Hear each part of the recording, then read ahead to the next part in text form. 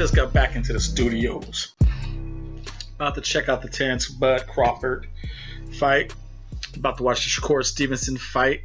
This is the recap of the World Boxing Super Series finale, the main event. Zolani Tete taking on Mikhail Aloyan.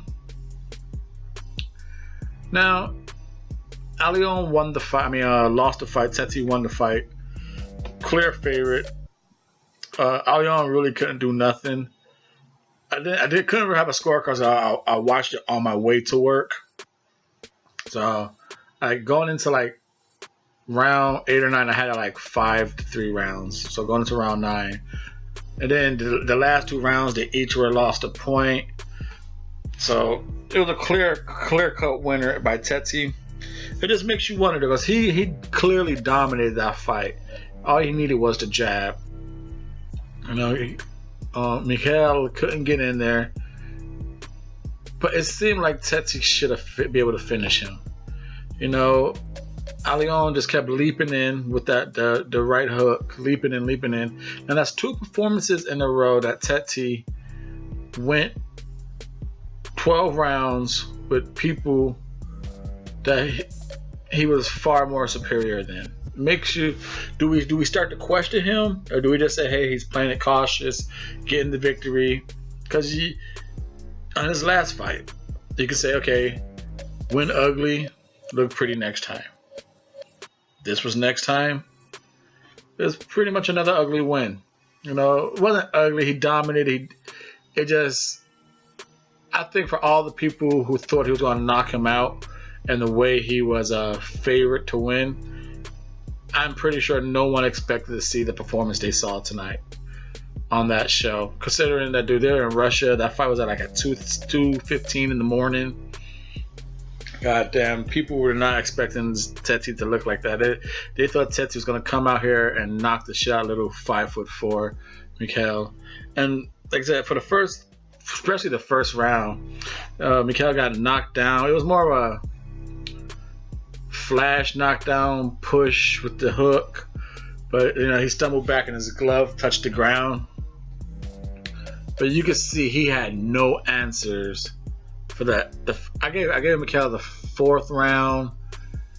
I think I had him 6th round, and I believe either 7th or the 8th. I gave him one of those rounds. I was trying to remember from just going to work, and then from after that, it just they started losing points. It was just it got to the point where they got tired, they got late, it got ugly. It was just a one-sided jab fest. Mikhail leaping in, couldn't really do nothing, and Tete got he kept getting warned all day for pushing down on Aloyan's head and spinning. And then he got a point for, even though he got warned all fight for that, he got a point deducted for shivering with the forearm under the chin. And the last round, or the 10th round, Aloyan got, the last round, he got a point for holding. And then it was something like that, 10th and 11th round, the 11th and 12th round, they each lost a point. Mikhail were holding the forearm. I think. Who cares? I want to say Tete lost 2 points. I'm not too sure, but I think it was. I know they each lost 1 point. And Tete, he controlled it with. Controlled it with the jab.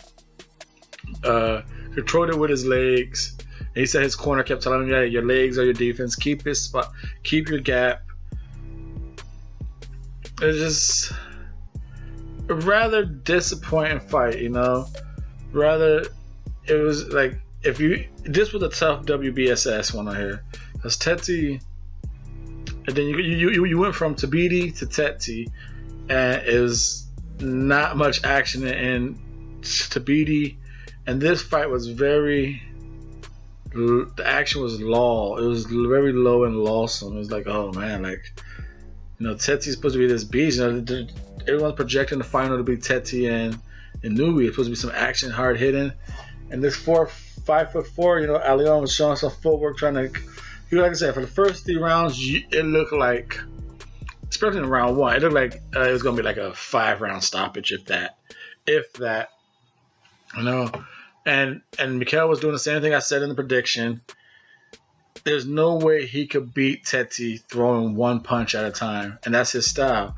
1, he couldn't get in the reach, and 2, he was fighting his style, moving, leaping, trying to throw. He's a leaper. He hits with 1 punch at a time, and once he gets confident, he starts dominating. He starts throwing combinations. He never got confident and started dominating at any point in the fight, so he was kept with one shot at a time, and Tete just never took the step forward and tried to finish him. I didn't see any moment where Tete tried to become a finisher. He just won comfortably behind a jab. A very, I guess, very plain, as they say, good old just vanilla victory. But hey, you move on to the next round. I like it that he did say, they asked him, who Ryan Burnett, Nonito Donaire, who would you like to face? Well, I always been fucking saying I want to fight Ryan Burnett, so I hope he wins. I want to fight him. I've been wanting to fight him for a long time. So I like it that he was very open in his call out. But besides that, easy, dominate. When the commentary scorecards had Tete by 4 points. I believe when I was going to work in my head, it was about 5 or 4 points, somewhere around there as well. That the scorecards had it 4 points and 2 3-point cards, so about a 4-point victory swing. Wasn't the knockout and the domination performance that everyone thought he was going to get, although he did easily win the fight. It just wasn't domination rounds, This is the Double RT Boxing Show. I'm your host, Mr.A. Thank you for tuning in. Follow the show on Twitter and listen to NBT. If you follow him on Twitter, listen to what he says. Be a fool. If you want to bet your money, that's your own damn fault. You do whatever you want with your money. But the best part he said is, listen to the Double RT Boxing Show. The motherfucker is on point right there. He could have been drinking that Grey Goose, but one thing that did come out of it is listen to the Double RT Boxing Show. Thank you, NBT. You're dead fucking on point on that. Listen to the Double RT Boxing Show, folks, right here with your host, Mr. A. Thank you, NBT. Thank you.